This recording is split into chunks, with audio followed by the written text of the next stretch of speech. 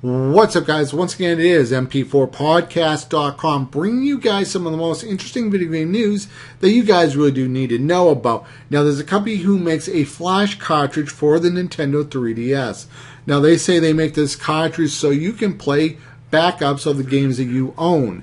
Now, let's be honest, 99% of the people who are probably buying this device are buying it to download ROMs, put it on the cartridge, and play games for free, which is piracy.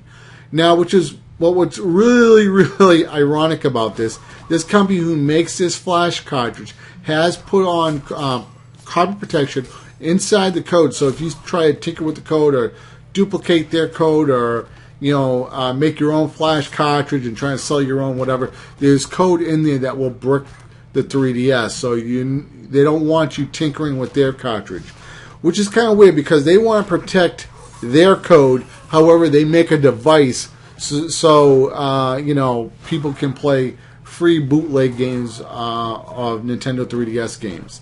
This is kind of funny because the hackers want to protect their code, and they make a device so people can play pirated games on the device that they sell. What can I say? It is what it is. I believe this thing probably comes from China someplace. It's kind of ironic. I'll leave the Eurogamer link in the description box. Let me know what you guys think about ROMs. For me personally, in a lot of cases, depending on how it is, I don't really have a problem with ROMs, especially when you go back to the Sega Genesis, the Super Nintendo, and all those great retro consoles.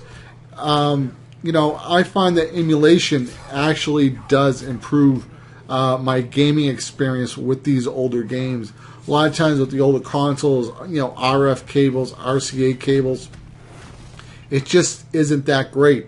And I prefer to play emulated games because if I want to hook my computer up to my TV, I can do that via HDMI. I get a really clean signal. And also emulators, they have plugins that clean up the graphics and so on. You can run them at higher resolutions, such as Dolphin. So I'm not against emulation and getting ROMs and so on, but I do think that you should own the game that you are downloading the ROM for.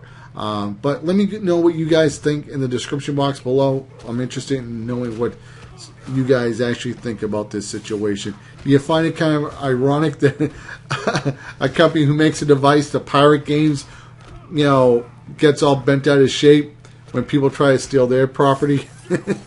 It's just kind of crazy out there.